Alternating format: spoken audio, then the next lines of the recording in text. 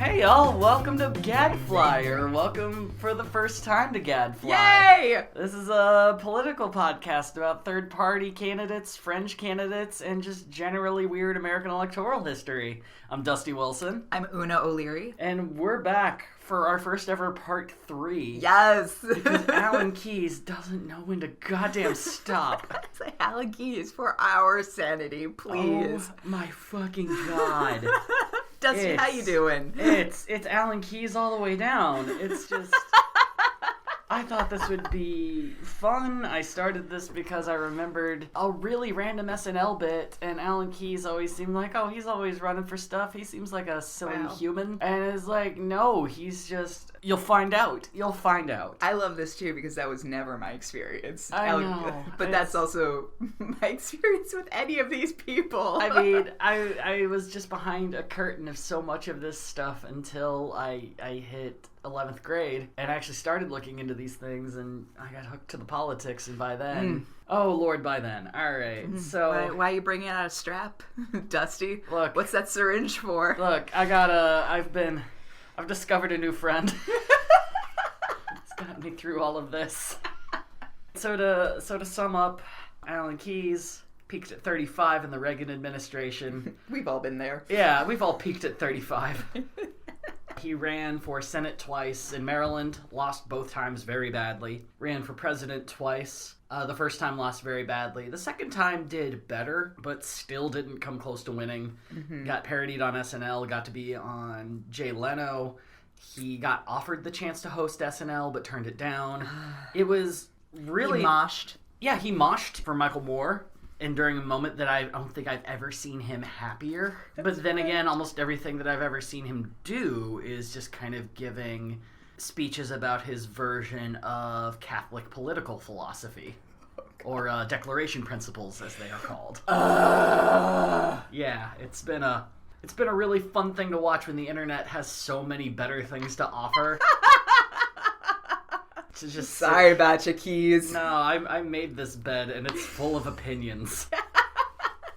Anyway, so we're now in 2004. All right. And as I ended it last time, we hit the point that most Illinoisans would know Alan Keyes from. This starts back with the re-election for first-term Republican Senator Peter Fitzgerald. Now, prior to becoming a senator, he was a strongly conservative state senator. During his tenure in D.C., Fitzgerald opposed the sorts of things that you would expect Republicans to oppose, such as abortion except when the mother's life is endangered, gay marriage, and taxes. This dude, like everyone on the circle, contains some multitudes. Oh, shut the fuck up.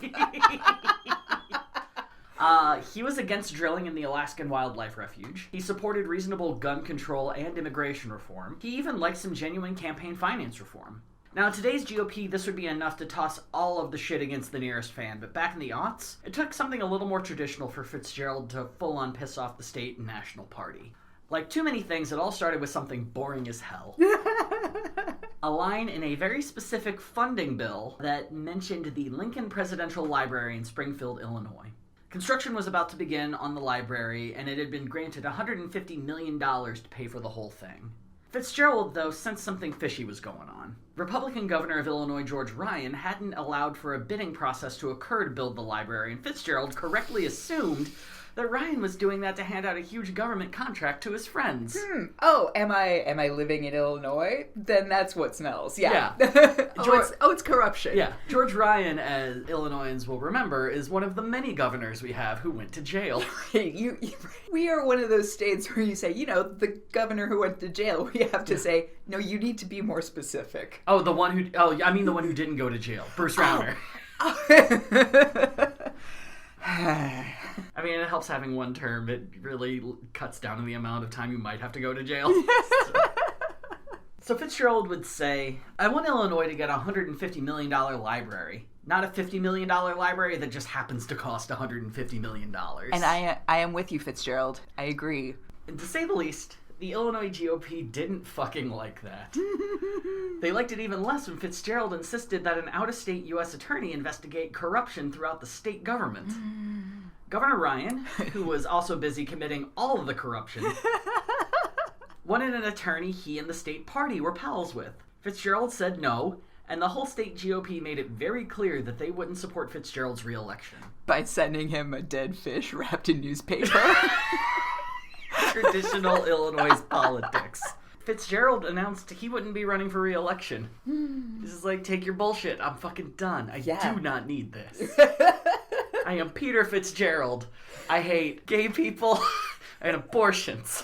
There's so many other options available to me. But I will not pay too much for a nice library. Oh my god. So out of nowhere, it's a full-on open election. On the GOP side, 8 people would step up to run, 2 of which would become the frontrunners. Milk and ice cream millionaire Jim Oberweis, and Goldman Sachs millionaire Jack Ryan. Amazing. So of the 2, Ryan was the more palatable choice. He supported sweeping tax cuts, tort reform for medical malpractice lawsuits, and was very big on school choice and privatization. So the other thing that Jack Ryan had going for him is he was more well-known than other candidates. He happened to be the ex-husband of Star Trek actress Jeri Ryan. But they had an extraordinarily messy divorce. But, I mean, it was a thing that got him at least some notoriety. Meanwhile, Jim Oberweis got a helicopter and a film crew and flew over Soldier Field in Chicago and filmed his dumbass claim that enough undocumented people came into America to fill the stadium each week. The commercial rightfully pissed off a ton of people, and Oberweis's dipshit numbers were quickly disputed by federal immigration officials by being off by 4 times as much. Wow, but also he was ahead of the curve. Yeah. Fun fact, Jim Oberweis is currently running for Congress against Lauren Underwood. I'm not excited. I'm not happy that this milkman is running. So in the end, Ryan would defeat Oberweis 35-23, with the other 6 candidates kind of splitting up the votes. As for the Democrats, they had expected the previous Senator Carol Moseley Braun to run again to regain her seat. Instead, she set her sights that year on the presidential primary. A number of nominees would step forward, including Gary Chico, president of the Chicago Board of Education, Daniel Hines, who is the state comptroller, and Maria Pappas, who is the Cook County treasurer. There was also an underdog candidate, a lesser-known state senator by the name of Barack Hussein Obama. Yes, Barry Bams! So initially, Dan Hines was the frontrunner, but a couple of union and congressional endorsements later, Barack surged into the lead and won the primary with 52% of the vote. Now, this should have been where all the twists ended, but the Alan Keyes story can't abide even one dull moment. Oh my god. You see, the Chicago Tribune was looking into Jack Ryan's divorce records and had sued to get them revealed, on the basis that Ryan's now a public figure, so we should know what happened. Meanwhile, Ryan reassured the state GOP that even if the files were released, they wouldn't be that embarrassing. That is reassuring. I believe what he said is about 5% of this would be troublesome. Oh, Jack Ryan, that's 5% too much. In March of that year, a Los Angeles Superior Court judge ruled that some of the files could be immediately released, but it would require a court-appointed referee to decide which of the rest would be released to the public. The campaign returned to normal for the next few months, with Obama holding a small lead over Ryan. That would all turn to fuck on June 22nd. The court-appointed referee found a number of files that were viewed to be fine to release, and they contained salacious details. Ooh. Now, this is the point where we're going to put a button up, and you have to click yes or no if you're over 18. Don't lie. The internet will know. Keyes and his God will know. Alan Keyes will hunt you down for being what I believe the my relatives would call a prevert. Jeri Ryan had alleged during the proceedings that while they were married, Jack would take her to sex clubs in order to fuck in public. The tabloids lost their goddamn minds, and the state GOP was furious with Ryan for thinking that detail wouldn't have been embarrassing to a party that was all about evangelical morals and anti-fucking in any creative way. Yeah, but that was the 5%, guys. I know. Look. That was it. It came out, that's the 5%. So Jeri Ryan, when this all came out, would eventually say, that was blown out of proportion. There was, they were kind of pressing the thing as like, well, it was a divorce proceeding, so we were trying to make each other sound as bad as possible, try to get custody of the kids. But it seems like, they went to sex clubs as a pair of adults do. And listen, two consenting adults. Yeah. In a room full of consenting adults. Yeah, and a tasteful cheese platter that no one touches. Look, you gotta have snacks. It just takes so much energy. It's just a pile of cheese and Gatorade. That's all it is. And then Pedialyte for the morning after. So 3 days later, under immense pressure from the party powers that be, Ryan formally withdrew from the race. Man. Ryan insisted that he was bowing out on his own volition and wasn't influenced by the party. But a story by the Chicago Tribune in 2005 would reveal a truly insane story of how Ryan was pushed out with any clear idea of who would replace him. They just wanted him out that bad. Yeah, they were you just need to go. You, a fair harumph to you, sir. It was mainly because they felt like he had lied to them. We're talking about legislators who I'm sure had lawyer backgrounds too. So absolutely, yeah. It's that mentality of like, I can't save you if I don't know what to save you from. 100%. Yes. Yes. Is it cuckolding? Great. But I need to know it's cuckolding. Yeah, I can work with this if you just let me fucking know. I've worked with it before. This is the GOP. Yeah. I've seen everything. You just need to be honest. Yeah. Have you seen what the governor's doing? That motherfucker's still there. For now. So the Illinois GOP weren't really lacking in candidates who would have made decent, or at least acceptable replacements for Jack Ryan. I mean, they just had a primary, too. So there was a multitude of people who came in second, third, fourth, or fifth that you could pick. So just ask one of them to do it. Yeah. Just step up. Well, the thing is, they did. They did do that. They all did. And they all said no. Oh! You see, by that point, Barack Obama had become a bit of a celebrity. He was about to give the keynote speech at the Democratic National Convention, which we all kind of remember as the moment that Barack Obama ascended to just this dude that you just want to hug. So the race itself was looking like a complete waste of time by this point. Jack Ryan was holding things pretty close, and things were about to get out of hand. So since Jim Oberweis and everyone else said no, they decided to ask former Governor Jim Edgar to fill the ticket. Jim Edgar, never been to jail. So they're like, yeah, this is great. Check. He said no. They asked state treasurer and figurehead of the state party, Judy Bar Topinka, to run. And while it was thought she was the person most likely to say yes, she ended up saying no. Damn. They asked Mike Ditka, the former coach of the Chicago Bears. Oh, boy. Ditka took a little bit, but eventually he said no.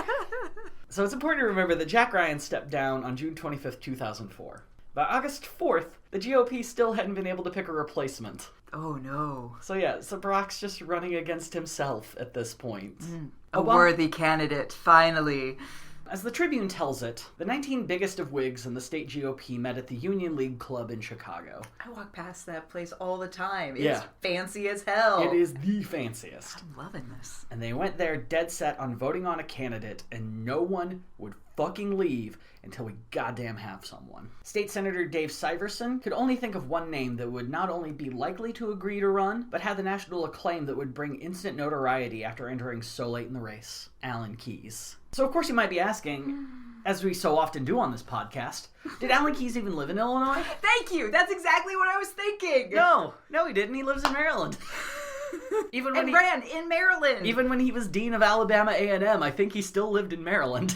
But Illinois law just requires you to live in the state before entering the election to represent the state. So some folks had some pretty strong opinions about selecting Alan Keyes, predominantly Judy Bar Topinka. She had said, the media is going to make us out to be a laughingstock. State Representative Skip Saviano became red in the face at Keyes' nomination and yelled, if you had only recruited better candidates, you wouldn't need any help, and then stormed out. Following this, the remaining 19, apparently 20 were there, and then he left. The remaining 19 voted, and by a 15-4 margin, Alan Keyes became the official nominee of the GOP in Illinois for Senate. Wow. In doing so, the 2004 Illinois Senate race would be the first ever to feature two major candidates that were black. Keyes accepted, and got himself a little home in Calumet City, which is south and kind of east-ish of Chicago. It's right on the Indiana border. Yeah. So he barely got into Illinois and was like, here. I feel like this is a metaphor. Yeah, he got off the tollway and is like, this is where I live. I have to pay $5 more to keep going. Fuck this. I am not taking the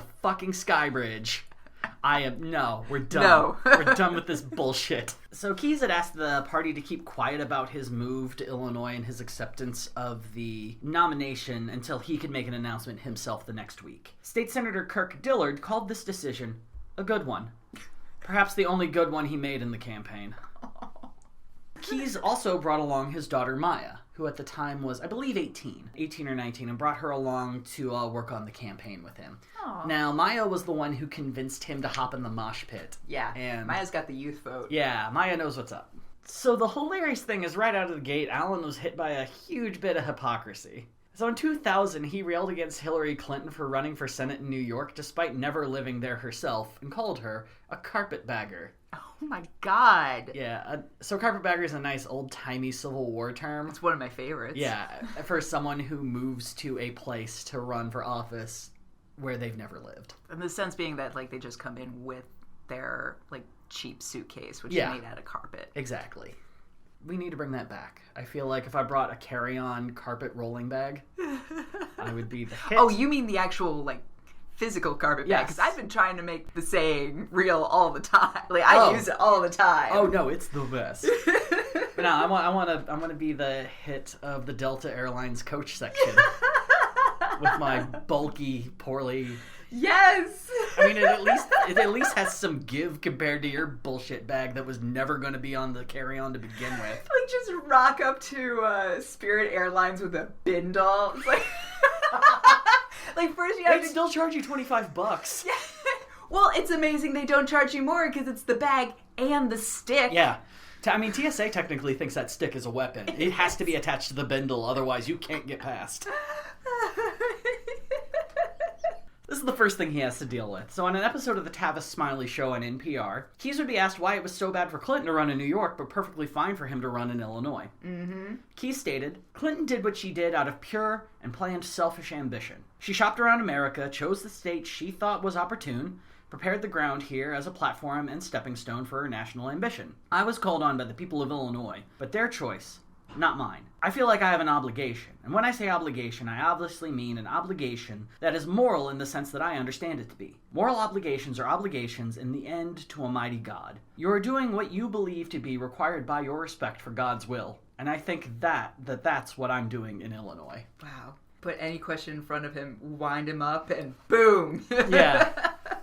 I mean, Gonna hit moral. I had to read that a couple of times because I just kept reading fart noise.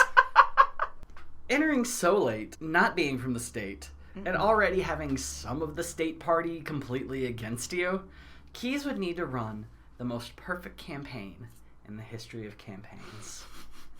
By this time, Obama had raised nearly $10 million as well. So the first of Keyes' problems would show the day after announcing his candidacy in Illinois. Turns out, Alan still owed over $524,000 from his past two presidential races. No. And the state of Maryland had placed a lien against him for an alleged bill for about $7,000 in unpaid taxes. Oh my god.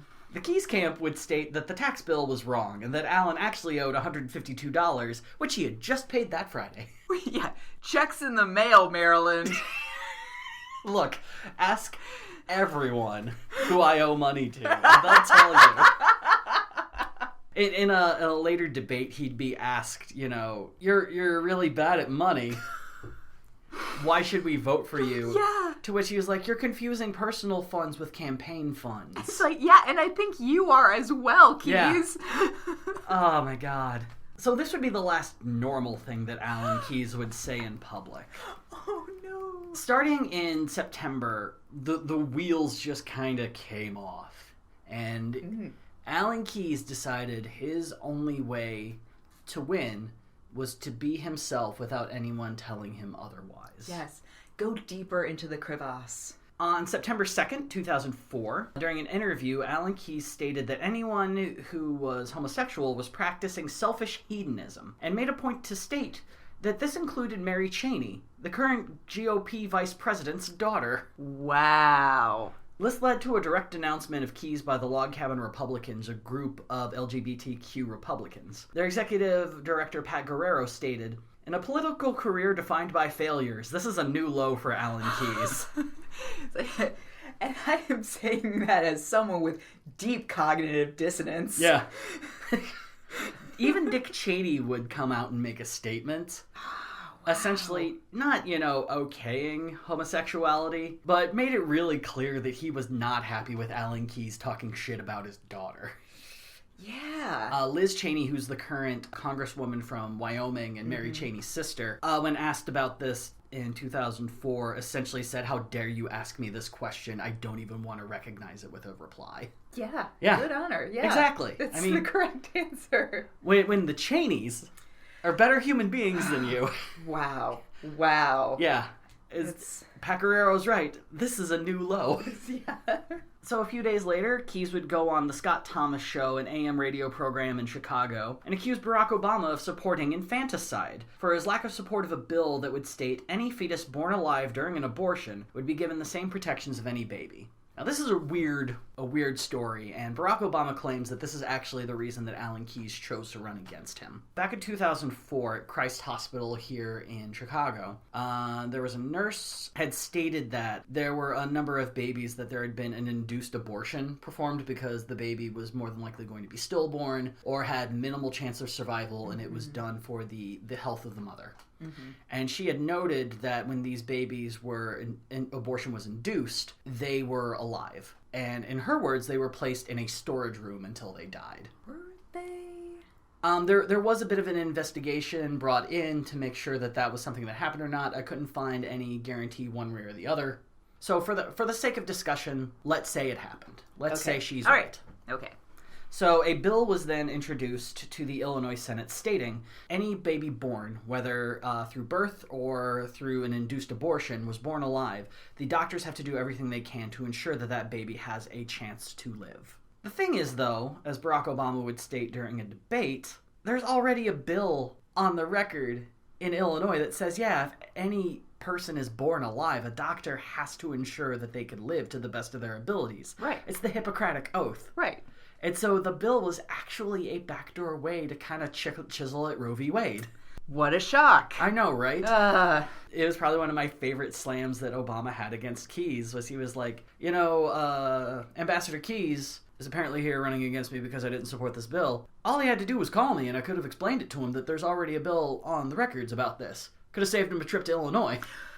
Just Barry Bams! The entire debate process of this, it's like you're watching Barack practice his tight 30. Yes! Before he ran for president. He's just like, he's punching so below his weight, and it's just so easy to him. He's putting in his minutes, going to every single shitty open mic. It's just making him stronger. Oh yeah, he's fucking killing it. So the other thing that he had stated, though, was that Jesus Christ would not vote for Barack Obama. Jesus Christ is dead. Also, he's not an American citizen. So the first actual debate between the two was more of a forum.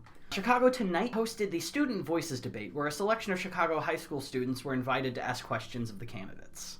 A lot of these high school students, smart as hell. I really hope they're doing great in life, because they seemed cool as fuck. Aww. But so it was for the first hour they asked questions to Alan Keyes, and then for the second hour they asked questions to Barack Obama. At one point a girl had stated, "Look, I've been shot. What would you say to me about gun regulation?" And to which Keyes says, "Well, I hate to say it, you weren't shot by a gun, you were shot by a person." Because it all boils down to moral responsibility for Alan Keyes. And the girl said, "I'm going to ask the question again in the hopes that you will fucking answer it." One question that was asked to both candidates was, what is your view on reparations? Oh, wow. And Alan Keyes actually had a really interesting response to that. The direct quote's very long, so the paraphrase of it is, he would use an old Roman idea. Classics. Yep, he's pulling out the classics. Where, as he put it, whenever the Romans would subjugate or enslave a people, if later those people were given freedom, they apparently would not have to pay taxes. So his view is anyone who is a descendant of slavery, perhaps for up to a generation of their life, would not have to pay income tax. Yeah, on its face, not a bad idea. Better than nothing. It's better than nothing. So the numbers, I tried to look into it. I'm not a good tax person. But it's just like, well, how many people are the old adage of how many people are actually paying taxes and how many people are getting a full refund on their money? Right. And are the people who would need to not pay taxes actually getting anything from this? Right. Still doesn't undo the wealth gap or, But generational trauma. One debate later, something's going to come up to really kind of go to head with this. I can't wait. Finally, or at least one of the final major questions asked to Alan Keyes was, if someone in your own family came to you and said, I'm gay, how would you react? And he essentially said, I would not support them, because my God informs me that it is an abomination, and anyone who supports someone who is a member of their family who they are supposed to love, if they support them for their sexuality, they are actually hating that person and not loving them. Wait, what? Because you are dooming, as he said, you are dooming them to a death of the spirit and dooming them to a worse death in the afterlife. It was very clear by the audience that a lot of people had questions after that.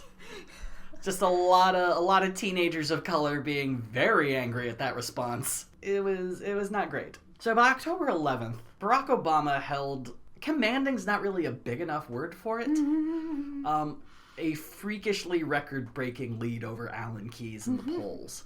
It was predicted that Barack Obama was up by 40 to 50% over Alan Keyes. And it was so large that Barack Obama was able to campaign for other candidates across the country during this time. He's just doing laps. Yeah. Yeah, during the time that no one was running against him, he was campaigning in central and southern Illinois, reaching out to the folks down there. Yeah. And by this point, he was giving campaign money to other races. Real Clear Politics, in an opinion piece, noted that Keyes was essentially running his campaign alone, having pissed off the entirety of the state party in only a few months, leading them to dub him Mr. Radioactive. Ooh. Yeah, apparently during that time, Keyes had shown up to a GOP fundraiser that he was not invited to. But why wasn't he invited? Because they do not like him. But he got invited to the state. Yep. Like, did they just immediately have buyer's remorse? Yeah, because he said a lot of dumb shit within a week. Good. It's like you knew who you were getting. Judy Bartothingus tried to help you. Yeah, well, Judy Bartothingus didn't step up to the plate. Yeah, she should have run. She just should have run. Ah, man. So the next day, on October 12th, was their first ever radio debate, and the first time the two faced off with each other. And it was boring. Beer, beer, beer, beer. Which is just, this is a nice way of saying they actually talked about the issues for the most part. That's just a sad, this is a sad sign of where we are as audience members. No. If I have to listen to Alan Keyes talk, I want him to at least make it worth my fucking time. But yeah, they talked about the Iraq War, and Barack was just like, I don't support it, but we're there, and we have to do something about it. We can't just fucking leave. And Alan Keyes' whole thing was like, invading Iraq was the best thing we could do. They helped Osama bin Laden, and which is, as Barack Obama would say, you know, I might not have the intelligence that Ambassador Keyes has, but the CIA, Donald Rumsfeld, and Colin Powell all say that Iraq never had any connection with Osama bin Laden. So maybe they're all wrong. And just laps. And it was just such a casual dunk. Yeah, like no effort. Yeah. 5 days later, on the 16th, while campaigning at a rally to create a state constitutional amendment to ban gay marriage in Illinois, Keyes pitched a whole new idea. The idea that kids adopted by gay parents will inevitably lead to incest. He would clear this up 5 days later in the first televised debate. Alan Keyes isn't saying that gay parents will fuck their adopted kids. He's not saying that. What he's saying is these kids will not know who their biological parents are, and because of that, they will fuck their cousins at some point. I don't even know where to begin. I just love the panic. It's like, yeah. It's just a possibility, period. Yeah. Like, in America. You don't know? Yeah. It's literally, Barack Obama is literally playing t-ball against a bunch of 3-year-olds. It's just the saddest. So yeah, on the 21st was the first televised debate. The first time that a lot of people would actually hear the two debating each other since, you know, radio was waning at the time. Mm-hmm. Blogs were on the rise. Yeah, and both of them came prepared in their own ways. Obama came ready to tear down every extreme opinion that Keyes held, and Keyes was right back to his full-throated hatred of abortion and his perceived immorality of homosexuality. Within minutes, Obama had Keyes against the ropes. Barack opened the debate by stating, "Now, my opponent in this race doesn't have a track record in Illinois. Instead, he talks about a moral crusade and labels those who disagree with him as sinners." When Keyes slammed Obama for taking money from special interests, Barack retorted that Keyes had only gotten 25% of his donations from within the state. Ooh. The race had been in the bag for Barack, but this was the moment that he truly began to bury Keyes. Yes. Halfway through, both candidates were asked to ask each other questions. Keyes chose to ask Obama if he felt, based on his previous votes, that some form of sex education would be appropriate for kindergartners and elementary school students. And he specifically asked if the book Heather Has Two Mommies would be part of the curriculum. To which Obama said, "Actually, that isn't what I had in mind. In the state of Illinois, we have an existing law that mandates sex education in the schools. We want to make sure that it is medically accurate and age-appropriate. I'll give you an example, because I have a 6-year-old daughter and a 3-year-old daughter. And one of the things my wife and I talk to our daughters about is the possibility of someone touching them inappropriately and what that might mean. That was included specifically in the law that kindergartners might be able to exercise some form of protection against abuse, because I've had family members and friends who have suffered abuse at that age." I miss him so much. So then Obama asked a really wonderful question that I did not know was one of Alan Keyes' platforms going into this race. Oh, but it makes boy. so much sense. Oh, this is going to be good. So Obama asked, and I'm paraphrasing, "You support self-determination of people, but why do you support repealing the 17th Amendment, which is the amendment that makes senators a position that is voted on by the people? Because it used to be that state legislatures would vote on who the senator is going to be, instead of a popular vote." Keyes begins his answer by saying Barack clearly doesn't understand the Constitution, which results in a small laugh from Obama that sounds like he was really hoping Keyes would say that. Yes! It's that beautiful, like, huh. It's just like, oh my god, you could just see the smile on Michelle's face. Yes! You know she was just like, oh no. No, you just walked right into that trap, Yeah. Keyes. She's like paging the babysitter, just like, take an extra 2 hours.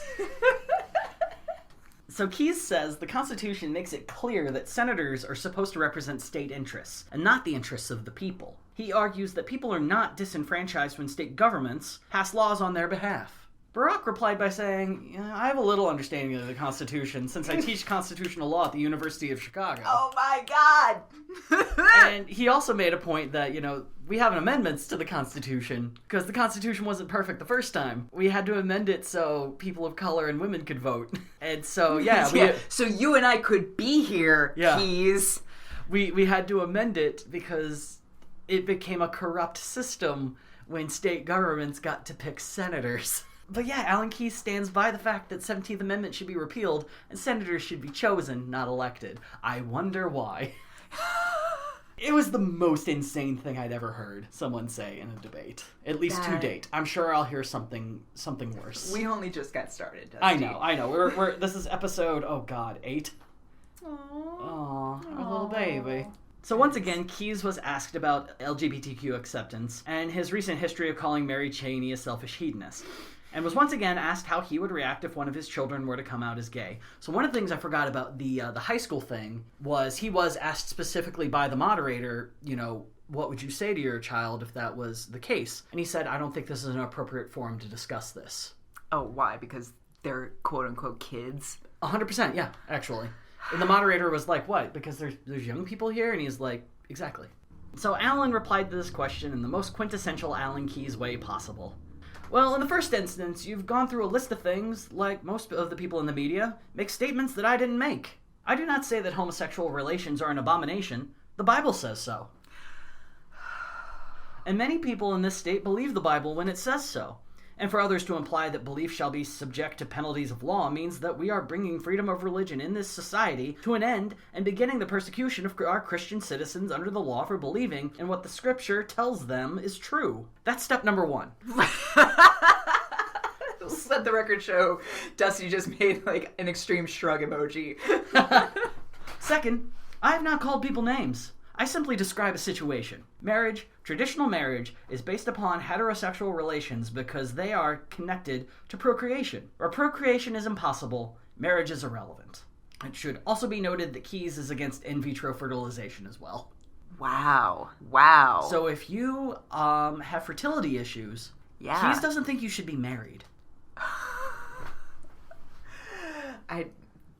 It was that argument as well that got picked apart by the Supreme Court. Like when Kagan or someone was just like, so what? So yeah. like two 70-year-olds who are in love and get married, like that's, and they're a heterosexual couple. Yeah. That's now null and void. Exactly, So, yeah. it's pointless. Well, and it also places the burden of whether you can get married on the woman for the most part.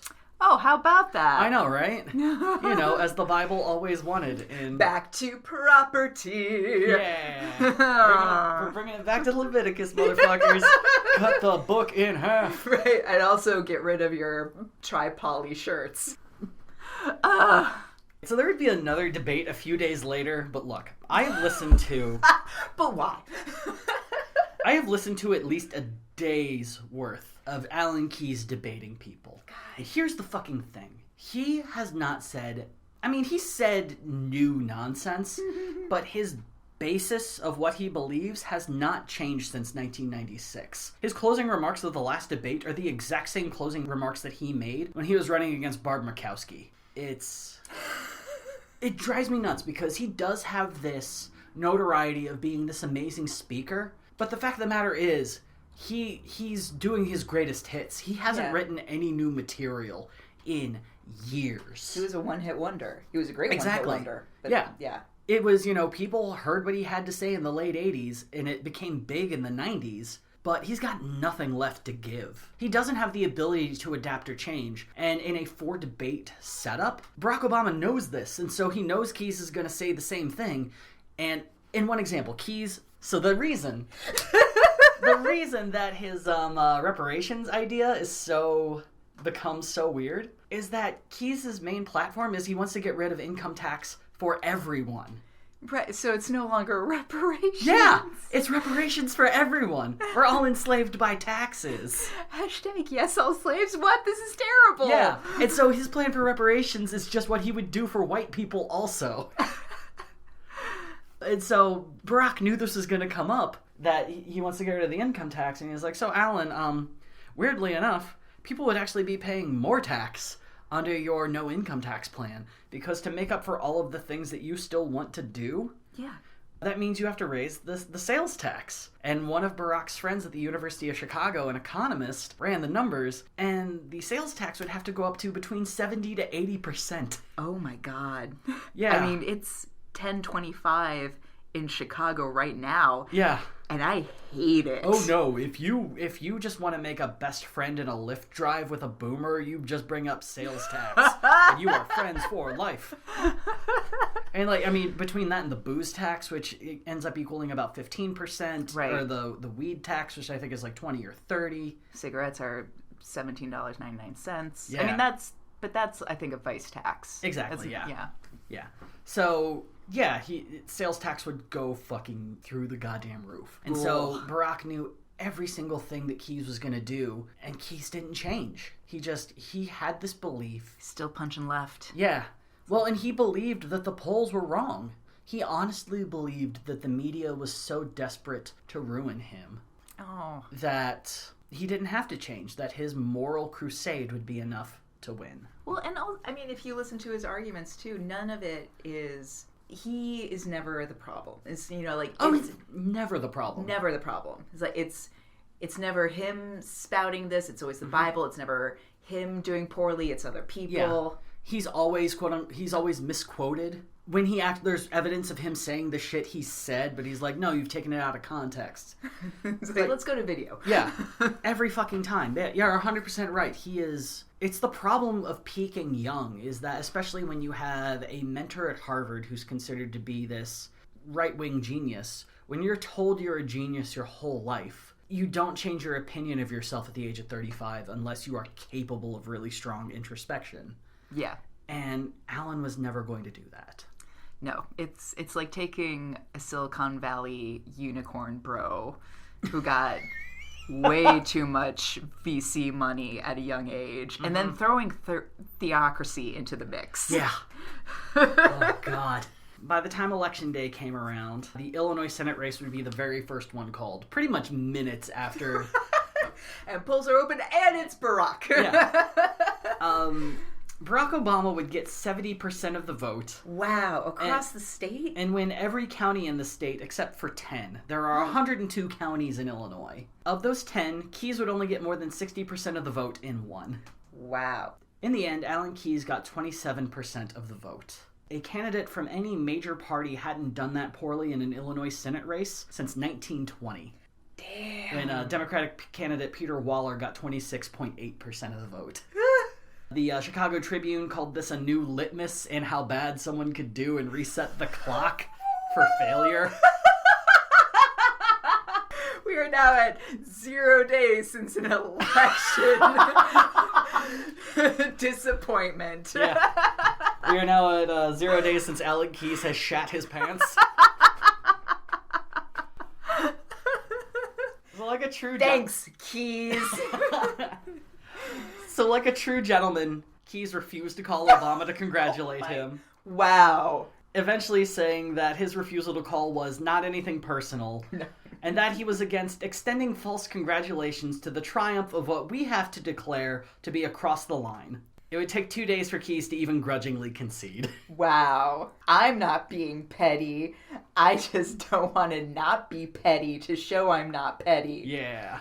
One of the big aftermaths of this is while many things hurt the Illinois GOP party at that time, the corruption of Governor Ryan, the spurning of Senator Fitzpatrick, but it can be pointed that the campaign of Alan Keyes is the event that killed decades of strength that the party had once held in the state of Illinois. Wow. In one election, the state GOP would fall apart, and Alan Keyes would help pave the way for Barack Obama's ascent to the presidency. Now, typically, the Keyes story would lead to him returning to radio or working in a think tank. Maybe going back to Maryland. Oh, he did. Okay, great. Yeah, Good. no, he went right back to Maryland. One of the high school kids asked him if he loses, will he stay in Illinois? And he's like, well, I'm not going to lose. So I don't have to answer that question. Again, I don't understand that mentality. It's the worst. So yeah, he went right back to fucking Maryland. So in February 2005, something unthinkable was about to happen to Alan Keyes.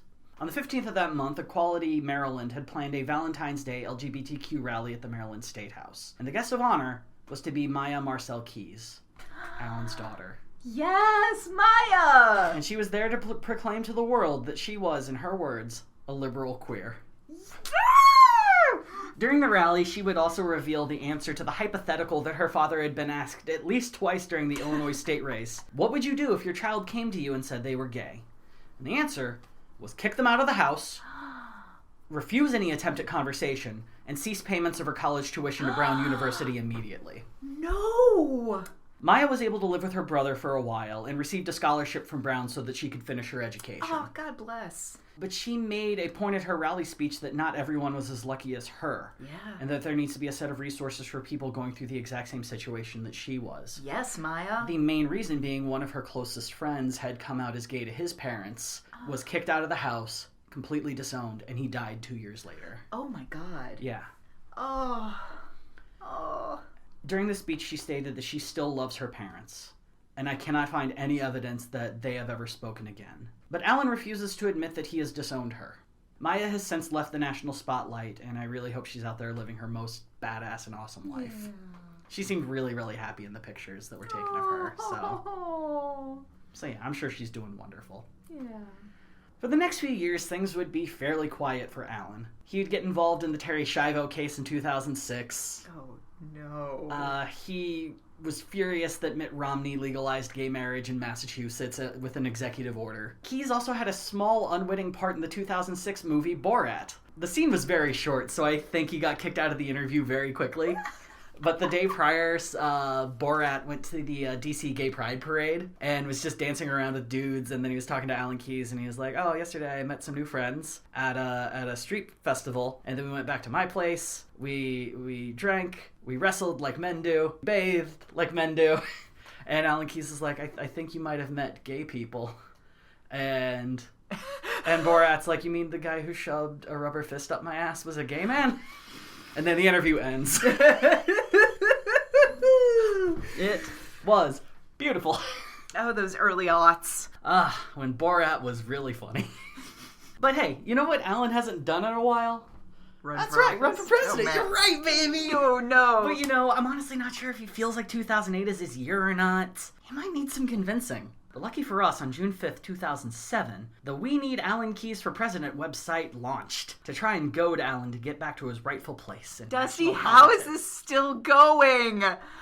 Well, funny thing, the website was started by a news-ish opinion site called Renew America. The site was started as a companion piece to Keyes' old MSNBC show back in 2002. The website also hasn't put any money into updating itself since then. But Alan Keyes is Renew America's honorary chairman. So people who work, at best, alongside Alan started a website to try and get him to run for president. Stephen Stone, lead editor at the website, said he had talked to Keyes and was told the only way he would run again was if enough people reached out at the grassroots level to ask him to run. So pretty please, let Alan know you want him to run by emailing this thing that clearly isn't a desperate act of vanity. And by fucking golly, it worked. 4 months later, Alan... Two people email, and he was like, all right. Done. Done. Now I'm sure he's going to anyway. Fallon Trees, the president of this website, is going to let Alan Keyes know of your support. I appreciate your support, Fallon. 4 months later, Alan entered his third presidential race as a Republican, and just so happened to be the last person to enter the party's primary. He got in very late. He would only have 3 months to campaign before the Iowa caucus. He was a Devin Patrick. Yep. Or Duvall. Duvall, sorry. No, it's sorry, fine. Duvall Patrick. That speaks very... But that's how that much I speaks know so- about you. It was a bad idea. So Keyes would place all of his baskets in the eggs of Iowa. Sure. Yes. I'm Keep keeping it. Whatever. Keep it. And essentially dusted off his year 2000 campaign points and added a bit of extra garnish of homophobia to update it. He hadn't been polling exceptionally well, especially considering he was up against such heavy hitters as John McCain, Mitt Romney, and his ideological similar Mike Huckabee. Once again, Keyes had no lane whatsoever to make his own. But by the time the Iowa debate rolled around, Alan had done the impossible. He'd gotten his poll numbers up to 2%. Oh my god. Enough to actually make the debate stage. Oh, I also boy. did not watch this debate. I've had enough. I know what he's gonna fucking say. I have watched a day's worth of this man talk. Dusty, I am done. I honestly want to make sure this is genuine. I want to make sure you're doing necessary self-care. That's so much Alan Keyes in your system. It's Like, are you like? I hope you're eating well. I hope you take a nice long bath with some lavender essence. it's nothing but coffee eating well. Oh no. Well, fuck.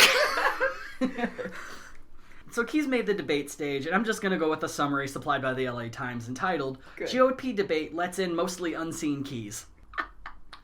So he's just resurrecting all of his old speeches during the talking points and was quote-unquote mostly ignored by everyone else on stage. In frustration, Keyes demanded that moderator Carolyn Washburn give him time to answer a question on education that was not directed at him, but everyone else got to answer. She relented and gave him 30 seconds, to which Keyes bitched that he wasn't getting a full minute like everyone else had. Oh my god. Despite attacking all the frontrunners, no one else there seemed to give a fuck or view Alan as anything more than a ghost. You don't even go here. The people of Iowa would do the same. Keyes would only scrounge 247 votes, a nice 0.21% of the vote. Oh. Alan would immediately claim that the state GOP was refusing to count or record any of the votes he had received. The rest of the campaign was an absolute disaster. Keyes wouldn't get more than 1% of the vote until the Kansas caucus on February 9th, only finishing above uncommitted and 2 candidates that had already dropped out. Allen would top 1% again in Maryland 3 days later, but just barely. And that's his home state. Oh. His campaign shifted to focusing its efforts in Texas, but by April 15th, Alan Keyes did something for the first time. He suspended his campaign. Wow. Is our boy learning?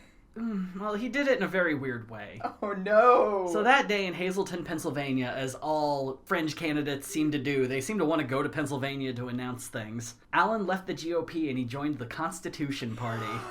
I mean, this is the party he should have been a part of from the beginning, from everything you keep telling me about the Constitution Party. But no! So when asked why he was switching parties to run for the Constitution Party presidential nomination, Keyes stated, "I believe people deserve a choice. They deserve a conservative choice," stating that Mitt Romney, John McCain, Mike Huckabee, and Ron Paul were not good conservative choices. I'm gonna barf. Once again, Allen was entering a primary late, but his only competitor at the time was a pastor by the name of Chuck Baldwin. So, much better odds this time around. Yeah. The thing, though, is the Constitution Party convention was about 10 days away once he announced. This is Alan Keyes, man. And while Keyes had one aspect of him that the founder of the party, Howard Phillips, absolutely hated. Thing I didn't know about the Constitution Party that actually makes complete sense is they are an isolationist party, which means they're anti-war and anti-intervention. Sure. And Alan Keyes had made a very strong point that we attacked Afghanistan as a retaliation, we attacked Iraq as a precaution, and we should attack any country as a precaution if we think they will attack us in the future. This is just something that flew completely in the face of the key tenets of the party. Wow, even with all of his God-bothering. Yeah. Oh, and as we had mentioned before we started recording, Alan Keyes was also asked, you're anti-choice, but you're pro-capital punishment. Right. And the Pope just came out and said capital punishment is a sin against humanity. How do you justify that? And he essentially said, well, Pope's wrong. All these other Catholics say, yes, I'm right. Yeah, that's when I'm just like, go sit in the corner, Alan Keyes. Yeah. As a lapsed Catholic, it's like, you know what? No, what? Just become an Episcopalian or something weird. I don't know. Stop it. Stop it. During the convention, the party was split 2-1, and Chuck Baldwin ended up winning the nomination. God, he can't even win the Constitution Party. But it wasn't a complete loss. Oh, no. So one faction of the Constitution Party, as we talked about with the AKIP episode, they kind of have their own local factions that they've brought in under the banner of the Constitution Party. Sure. And one of the strongest supporters of Alan Keyes was the American Independent Party, which was the Constitution branch from California. The party had begun as the party of segregationist George Wallace back in the 60s. And this sect of the party was quite a bit more pro-war and decided to offer their nomination on the state ticket to Alan Keyes, to which Alan accepted. Alan was finally a presidential nominee. But at what cost? At what cost, indeed. He would select Pastor Wiley Drake to be his running mate. His name is Wiley. Yeah, so Wiley Drake was sued by the government because he went on the Alan Combs show, and Wiley Drake stated that he was essentially, I forget the actual phrase of this, but essentially curse praying that Barack Obama would die. Wow! And you can't do that. So he got sued. This would be a year after the presidential election, but this is the guy that Alan Keyes is like, you are my vice president, sir. You have upstanding moral codes. So there isn't really much to note about this campaign. They were on the ballot in California and a handful of other states, so nowhere near enough to actually win. In the end, Alan would finish in 7th place overall, netting 0.04% of the vote, while the man who ruined his career became president. And this is the moment where things take a real hard turn for Alan. God damn it. We've come full circle by now, haven't we? I just feel like it's nothing but left turns. Oh, we're so close to the end here, but oh my god. So, the hatred that Alan Keyes has for Barack Obama at this point, he has ruined his political career. And the man who ruined his political career is now president. A man that he views as a literal antichrist, essentially. Keyes would go on to call Barack Obama an abomination and a communist. But in a YouTube video, he would also claim that Barack Obama wasn't born here. Now, weirdly enough, the whole birtherism thing actually started during the Senate campaign in 2004. There's a local litigious candidate named Andy Martin, who I'm never going to do an episode on because I do not want to be sued. Also, this is like the one, he's just a conspiracy theorist, and he started the idea that Barack Obama was not born in America. He has recently ditched that idea, says he's completely wrong, and that Barack Obama is actually the son of a journalist from Illinois, not Barack Obama Sr. Fine, go Sure. away. But Alan Keyes was full on this train, and so he sued the Secretary of State of California for letting Barack Obama on the ballot. The case was initially dismissed. As frivolous? The California Superior Court found that, yes, Barack Obama was born in Hawaii. Go away. Keyes appealed, and it was dismissed in a higher court in 2010. He then appealed to the Supreme Court of the United fucking States, and they officially declined to hear the case in 2011. So a great use of the court's time. It was also during this time he claimed that Obama's birth certificate was actually a forgery. Oh my god. On May 8th, 2009, Alan Keyes was arrested at Notre Dame University. See, Barack Obama was scheduled to give the commencement that year. Oh. And Alan Keyes didn't like that. No, because that's a Catholic university. And Alan Keyes needs to be there. Yeah, they're more university. So he and this guy named Randall Terry, who's a very, very ardent anti-abortion dude, both did a protest there, and Notre Dame has a campus rule that protests can only be created by students. And so since they're not students, they're trespassing. And they were subsequently arrested. This isn't a fun, rompy Judd Apatow movie. Get your ass off campus. 1 week later, Keyes and the protesters returned, and after marching 100 yards into campus, they were arrested again. And so for a while, this is the last bit of news about Alan Keyes. At least until 2016. Election year. Yeah. So Keyes was initially a staunch anti-Trump person, but has recently come around in some regards. Rumors had... Because he has no moral backbone. Yep. Just... Okay, just... I can do it. We're gonna get it. We're gonna get there. Hold my hand. Follow me down the path where a man's dreams fall apart. Take me there, Dusty. So, rumors had even swirled around 2017, 2018 that Trump was going to make Alan Keyes the U.S. ambassador to the UN, but that didn't happen. It was just like, more than likely, some Alan Keyes surrogates were trying to push that narrative, and it never went forward. How are you going to be an ambassador of something that the person in power doesn't believe exists or should exist? Magic. Yeah. I mean, John Bolton seemed to do okay with that. Oh, God. So in recent years, Alan has started his own YouTube news channel called IamTV.us, featuring his own show, Let's Talk America, with Alan Keyes. You've fallen so far. I love that YouTube is the public access channel of the 21st century.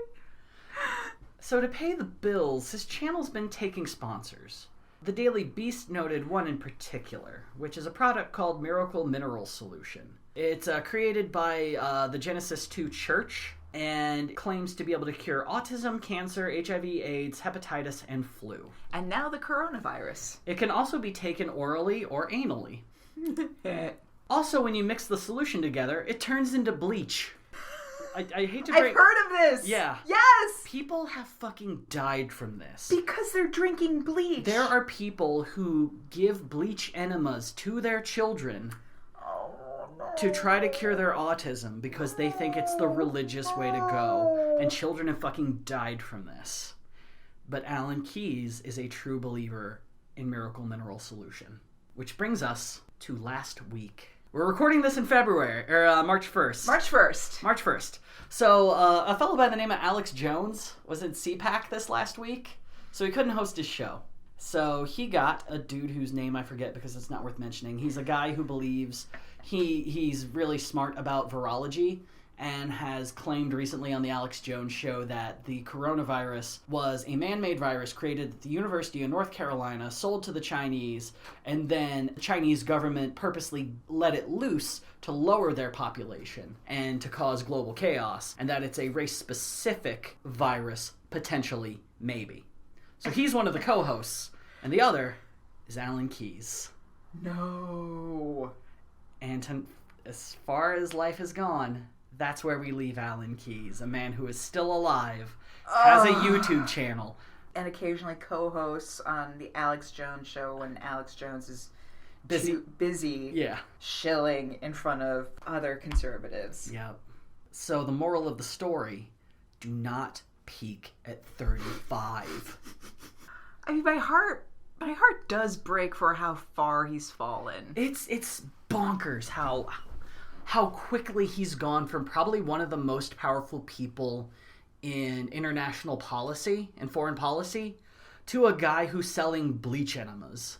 He has completely lost contact with his daughter, who clearly loved him and loved working on his campaigns and being a part of the political process, and had to leave knowing that he would never truly love her.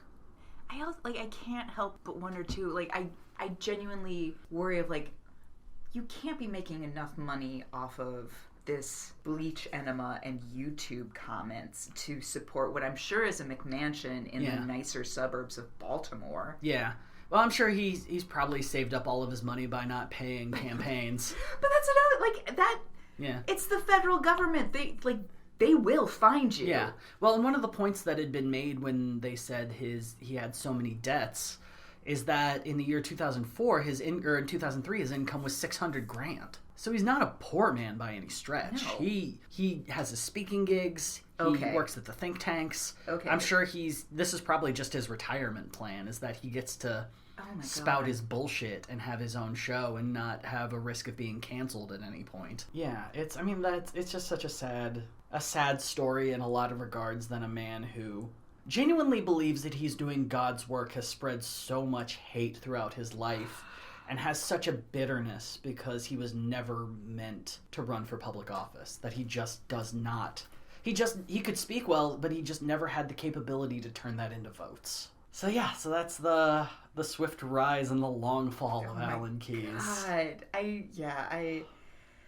that was a slog. Yeah, I'm so glad I never have to think about this man again until I listen to the Knowledge Fight episode, which is another great podcast where it's two Chicago dudes just talk about the latest Alex Jones episode, and it's it's funny, but it's also just them getting really frustrated with conspiracies. But I'm I'm prepared to listen to Alan Keyes for the last time for a very long time. Mazel. I'm gonna get you a facial. Oh, thank you. For all this hard work. Yeah. Well, yeah, episode 3 is probably pretty long, so thank you all for joining us for this. Yay! You did it! And so the promise I also make to any of our conservative listeners, I don't know if you've made it this far. If you have, honestly, thank you. It's just been... this is just kind of how the chips have fallen with the study that I've been doing, but I promise, next week, we're going to stick it to the fucking libs. So join us as we fall into a whole series of liberal gadflies. I can't wait to be heartbroken again and again. You'll be fine. Okay. So thank you much, y'all. See you next week. Gadfly is a production of Added Serotonin. You can find us on Twitter and Instagram at gadflypod.